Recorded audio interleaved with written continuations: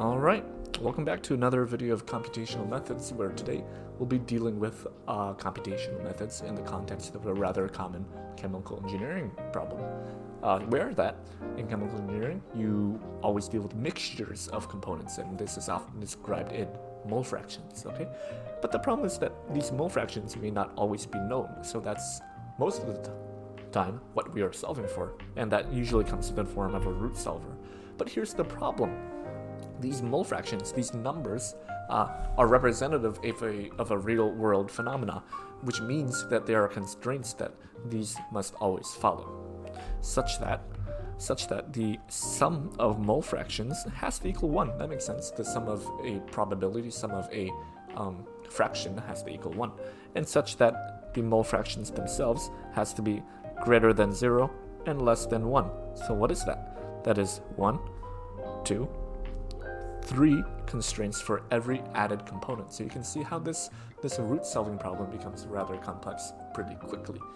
So the way that to circumvent that is to define an arbitrary number that's called v sub I. And this is a set of numbers such that there is no constraints. The sum of v sub I can be all real numbers of anywhere from -infinity to infinity, right? And it's defined as such. We have these expressions here that were given in the problem statement, but this is the mole fraction described in v sub I. So how do we go the other way around? So let's get on with that. And we'll get started. We will get started with the first expression here, okay? And let's see if it will let me move this down. Being a little lazy here and not wanting to write this all out. So see this right here.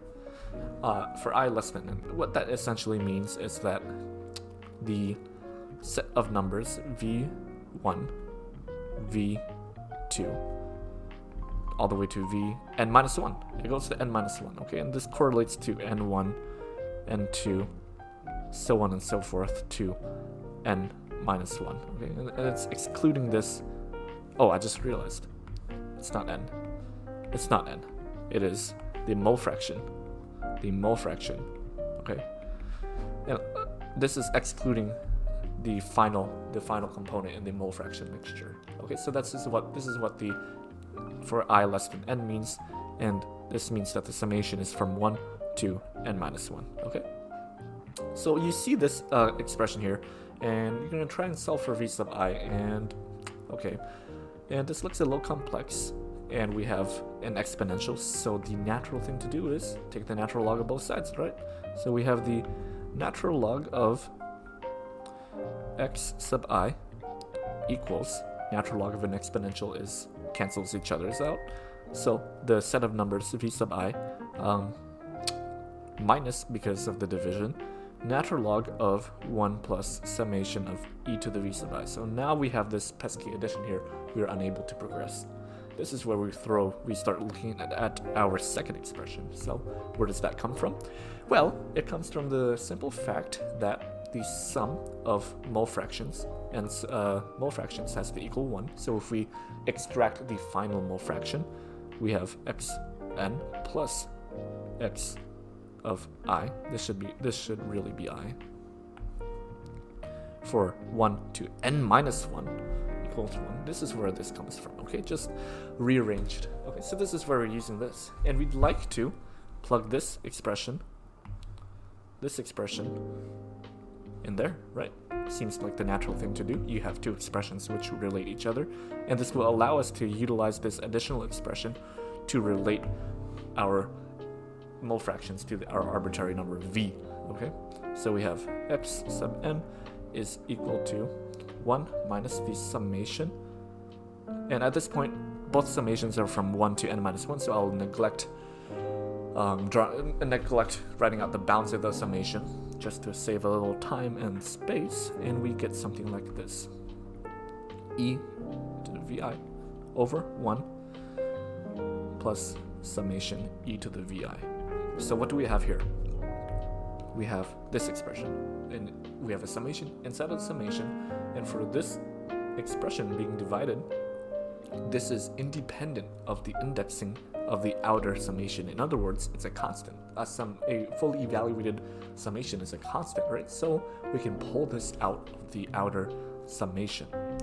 We have x sub n equals 1 minus, at this point, maybe perhaps I'd like to bring this to the other side. Negative 1 plus summation e to the v sub I equals summation, not equals, multiplied by summation e to the v sub I.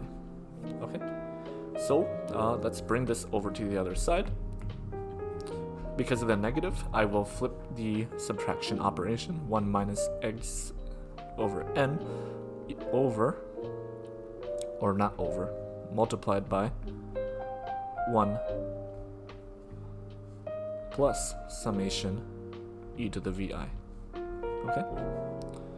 So, all equals e to the vi. So let's see what we can do here. Let's go ahead and flow this out. 1 minus x sub n plus summation e to the vi minus x sub n summation e to the vi equals e to the vi. So we have some like terms which we can cancel out, and we are left with 1. Let's bring this to the other side. So we have 1 minus x sub n equals x sub n summation e to the vi. So the summation of e to the vi is equal to 1 minus x sub n over n. So there's something rather interesting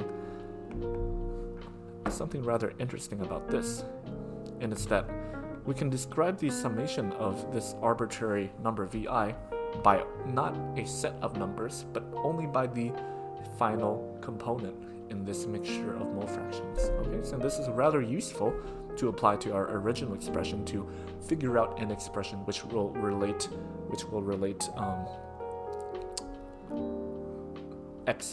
mole fractions to this arbitrary number. Right? I was looking for the words there.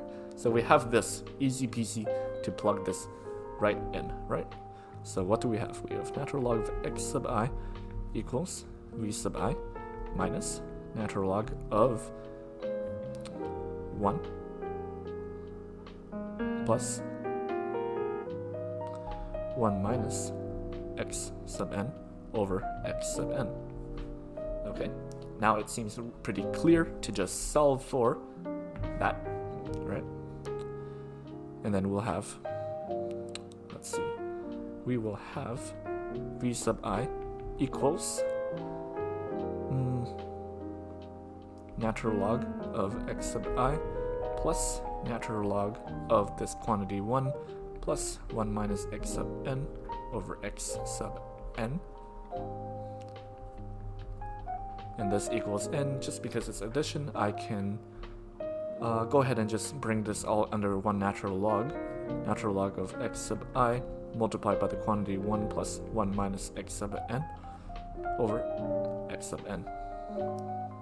Okay, so this was a rather quick one, and we end up on a expression which describes this arbitrary number v sub I in terms of our mole fractions. And using v sub I, we can go off and do an unconstrained root solver to solve whatever mixture problem we're solving. Okay, so this was a rather quick one pager, and this will actually conclude this video. So we'll see you in the next video.